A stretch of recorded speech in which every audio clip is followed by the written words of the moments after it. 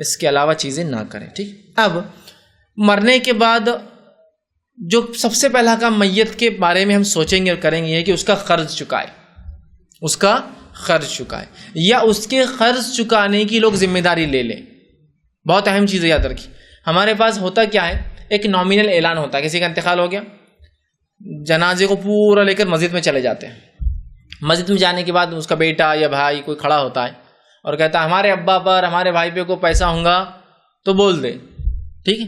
اور ایک وہ نامینل اعلان ہوتا ہے جس کے پیچھے کوئی ریالٹی نہیں ہوتی، کوئی حقیقت نہیں. کوئی اگر آ بھی جائے تو بولیں گے شرم کرو، ابھی انتقال اور پیسے مانگنے چل جاؤ یہاں سے. مطلب وہ ایک اعلان ہوتا ہے، اس کے پیچھے کوئی ریالٹی نہیں ہوتی، تو مانگنے والا بھی نہیں آتا، اس کو معلوم یہ چپ ایک کیا ہے، سمجھ رہے نا آپ، ایک سمبولک ہے ویسے اعلان کر دینا. تو ایک سسٹم بن گیا. بس کوئی بھی مر گیا، لوگ کھڑے ہوتے، سب ہو گیا. مسجد میں آپ کو مسجد میں آ کے آپ کو 1000 لوگوں میں آ کے بولیں گا میرا ادھار تھا، تو بولے گا کہ آپ بتائیے. عقل تو میری یہ کہہ رہی ہے کہ وہاں اعلان ہونا چاہیے اس گھر میں کہ بھائی جلدی جلدی دیکھو ان کی ڈائریاں چیک کرو، بکس چیک کرو. چلو والدہ آپ کو پتا ہے کہ والد پہ کچھ ادھار تھا کیا، چلو بہن تم کو پتا ہے کہ ابا نے کچھ لیا تھا، چلو نکالو جلدی جلدی ریکارڈز کس کے، تاکہ ہم چکائیں گے. سمجھ رہے، یہ ہے اس کا طریقہ. نبی اکرم صلی اللہ علیہ وسلم کے تعلق سے آتا ہے کہ آپ صلی اللہ علیہ وسلم کی صحیح بخاری کی روایت ہے، ایک شخص کا جو ہے انتقال ہوا.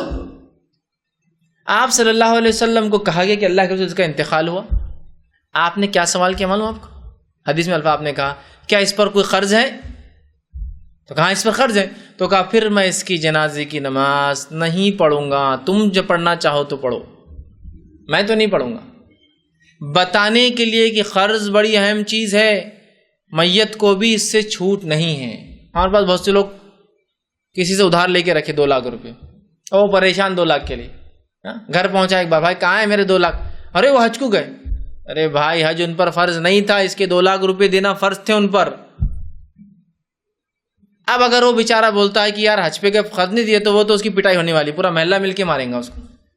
ہاں حاجی کو تم ایسا بول رہے، لیکن وہ آپ دیکھ رہے نہیں اس پہ قرض ہے، اس کو پہلے دینا ضروری تھا، وہ حج کرنا ضروری نہیں تھا اس پر. ہو رہا ہے نہیں ہو رہا جی تمام چیزیں. قرض کو معمولی مت سمجھیے. قرض جو نقصان کرتا ہے وہ یہ ہے کہ نبی اکرم صلی اللہ علیہ وسلم پسند نہیں کیا. پھر آپ کو آ کر کسی نے بتایا اللہ کے رسول، ایک آدمی نے اسپانسرشپ لے لیا اس کا دینے کی، ذمہ داری لے لیا میں چکاؤں گا. تو کہا اب میں پڑھوں گا، نہیں تو میں نہیں پڑھوں گا، تم کو پڑھنا ہے پڑھ لو تم جا کر، میں نہیں پڑھوں گا. اعلان اور بتانا تھا کہ بہت برا عمل ہے کوئی اگر انتقال کر جائے اور قرض نہ چکایا جائے. فرسٹ کام کرنا ہے سب سے پہلے وارثوں کو، جلدی سے قرض نکالو، اس کے کتنے ہیں. اب کوئی انسان یہ سوچیں گا ارے جب قرض مطلب زندگی میں ادھار تھا بول کے پریشان تھا بول کے لیا، لیکن نہیں، موت کی بات تو بیٹے کو اسپانسرشپ لینا پڑے، کسی نہ کسی کو بولنا پڑے گا نہیں بھی ہے، یا وراثت اس کی پہلے بیچ کر دینا، کچھ نہ کچھ تو کرنا پڑے گا. ٹھیک ہے ان کا یہ گھر ہے، یہ بیچ کے ہم آپ کا قرض دے دیں گے. زندگی میں تو نہیں دے پائے اس لیے کہ وہ خود گھر میں رہ رہے تھے، اب تو انتقال ہو گیا، ہم دے دیں گے. پہلے اس کو طے کیا جائے. آپ صلی اللہ علیہ وسلم فرماتے ہیں، صحیح بخاری کی روایت، حدیث کے الفاظ سنیے. آپ نے فرمایا مومن کی روح جو ہے قرض کی ادائیگی تک، ٹھیک ہے، آپ فرماتے قرض کی ادائیگی تک قرض کے ساتھ معلق ہوتی ہے، اللہ کے سامنے پریزنٹ نہیں کی جاتی ہے. مومن کی روح جب نکل جاتی ہے تو چونکہ قرض، دیکھیے مومن کا لفظ ہے مطلب ایمان والا ہے، وہ قرض جب تک ادا نہ ہو تو قرض جیسا معلق ہے نا، بھی معلق نہ ہوتا بیچ میں لٹکا ہوا. قرض جب تک نہیں دیا جائے گا تب تک اس کی روح بھی اللہ کے سامنے حاضر نہیں ہوگی، معلق لٹک جائیں گی وہ. سمجھ رہے آپ بات کو؟ کتنی سخت بات ہے نا. اور ہمارے پاس کسی کا ادھار لے کر دبا دینا تو ایک عام بات سمجھی جاتی. لوگ لاکھوں کروڑوں روپے پتہ نہیں کیا کیا لوگوں کے اربوں خربوں لے کر جو زندگی دنیا سے چلے جا رہے ہیں، اور مرتے ہی وارث بولتے دیکھو ہم سے نہیں پوچھنا، ابا کا تھا ابا سے بات کرنا. وراثت میں حصہ لینے کو تم برابر آ رہے ہو، اور قرض کے اندر بول رہے ابا کا تھا ابا سے بات کرو. یہ کون سا طریقہ ہے؟ آپ وراثت بیچ کر ہو دیں گے، آپ کہیں گے کہ ٹھیک ہے ابا نے لیا تھا، ہم جانتے ہیں ہم ان کے ساتھ نہیں تھے اس قرض میں، لیکن ابا نے لیا تھا، وراثت میں سے ہم آپ کو دیں گے. یا پھر بچے زندگی میں اعلان کر دیں کہ ہمارے باپ سے ہمارا کوئی تعلق نہیں ہے، وہ قرض لیتا ہے ادھار لیتا ہے. آپ لوگ دیکھو ہوتا ہے کچھ لوگ برے ہوتے ہیں، بچوں کو علم ہو بتا دے تاکہ بعد میں وہ ذمہ دار نہیں بنیں گے اس قرض کے، وہ اپنی زندگی میں ظلم کر رہا ہے وہ شخص پر. ٹھیک ہے. تو یہاں بہت سی بار ہوتا ہی ہے کہ میں نے ایک انتقال میں ایک صاحب کو دیکھا، ان کا انتقال ہوا جنہوں نے کچھ لاکھ روپے قرض لیا تھا، اور ان کے بیٹوں نے سیدھے ہاتھ اٹھا دیا اور کہا کہ ابا نے لیا تھا ابا سے جا کے وہ لے لو. بہت بری بات. حالانکہ وہ اسی گھر میں بچے رہ رہے تھے جس گھر کے لیے اس باپ نے قرض لیا تھا، اس کو امید تھی اس کی زندگی رہیں گی وہ دیں گا، سب کچھ تھا. لیکن اب ظاہر سی بات ہے وارثوں کے ہاتھ میں آ گئی نا جائیداد پوری. اب قرض مانگنے والا تو کس سے مانگیں گا؟ اور وارث بول رہا نہیں ابا نے دیے تھے ابا سے، ہم تھوڑی تھے اس میں، جبکہ وہ کہہ رہا ہے یہ گھر کے لیے لیے تھے اور آپ لوگ گواہ نہیں تھے، لیکن آپ کو پتا یہ گھر کے لیے لیا گیا، ہم کو پتا لیکن ہم نہیں دیں گے. خیر انشاءاللہ اس معاملے میں تو ہوں گے، چونکہ وہ بیچارہ تو مجبور تھا، اس کی تو نیت دینے کی تھی، لیکن وارثوں نے ایسی حرکت کی بعد میں، یہ تو گناہ گار ہوں گے۔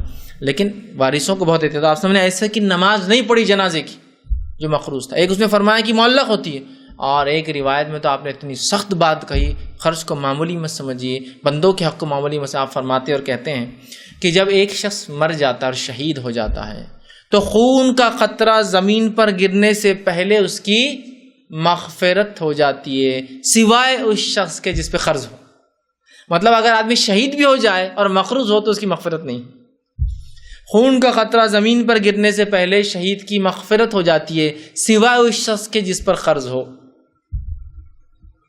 قرض لے کے حج کو چلے جا رہے ہیں، لوگوں کے قرض ڈبا کر محلے چھوڑ کر بھاگ جا رہے ہیں، لوگوں پہ قرض لے کر جو ہے زندگی گزار کے چلے جا رہا ہے اور اپنے آپ کو بڑا تیسمار خان سمجھ رہا ہے، لیکن مرتے ہی اس کو حقیقتیں سامنے آ جائیں گی، جب اس کے نام عامہ ریپرزینٹ ہی نہیں ہوں گے اللہ کے سامنے، معلق قرض کے ساتھ لڑکا دیے جائیں گے، کتنا خطرناک حال ہوگا نا۔ سب سے پہلا کام کیا کرنا ہے مرتے ہی؟ یہ وہاں نہیں کرنا ہے خالی ایک خالی لپ سروس جس کو بولتے ہیں نا، کچھ تو بھی ایک ہاں کسی کا قرض ہوتا آ کے لے لو اور بس چلے، رکے بھی نہیں آپ کے پاس قرض کیا، یہ جیب میں ہے کہ پیسے نکال کے دینے کو نہیں، بلکہ وہیں اعلان کہ کیا کیا نکالو، اور ہمارا اب کام ہے کہ ہم کال کر کے اس شخص کو قرض دیں گے۔ اب بہت سے لوگ کیا ہوتا ہے، یار مر گئے نا معاف کر دو، نہیں، وہ چاہے تو معاف کرے، نہ چاہے تو کوئی مسئلہ۔ جیسے کہ ایک شخص کا انتقال ہوا، نبی اکرم صلی اللہ علیہ وسلم فرمایا میں اس کی جنازے کی نماز نہیں پڑھوں گا، اس پہ قرض ہے۔ اس کے بعد بتایا کہ اللہ کے رسول سے قرض نہیں کوئی دے سکتا، تو آپ نے کہا ٹھیک ہے پھر میں ادا کر دیتا ہوں، اور آپ نے ہی ادا کیا اور آپ نے جنازے کی نماز پڑھی۔ پھر اس سے پتہ چلا کوئی بھی قرض ادا کر سکتا ہے، کہ تو آپ تو اس سے کوئی بھی نہیں تھی، رشتہ دار نہیں تھا آپ کا وہ، آپ نے پھر بھی اس کا قرض ادا کیا۔ تو ایسا ہو سکتا ہے کوئی مالدار انسان ہو کہ میں ادا کر چلیے لے کے چلیے، بہت امپورٹنٹ ہے، یاد رکھیے قرض بندوں کے حق کتنے اہم ہے کہ میت کی مغفرت بھی نہیں ہے اگر قرض نہیں، شہید کی مغفرت نہیں، اس کے گناہ معاف نہیں اگر قرض نہیں ادا کرتا ہے، تو اب اس سے بڑا کیا ہو سکتا ہے، شہید سے بڑا درجہ نہیں ہے کوئی، یاد رکھیے، کیونکہ اس نے جان لگا دی اپنے اللہ کا۔ لیکن بندوں کا حق رکا ہوا ہے قرض، تو تمہارے بھی لیے معافی نہیں بھائی، تم بھی اٹک جاؤں گے۔ تو اس بات کو غور کریں، سب سے پہلے قرض ادا کریں۔ پانچویں چیز جو کریں گے جب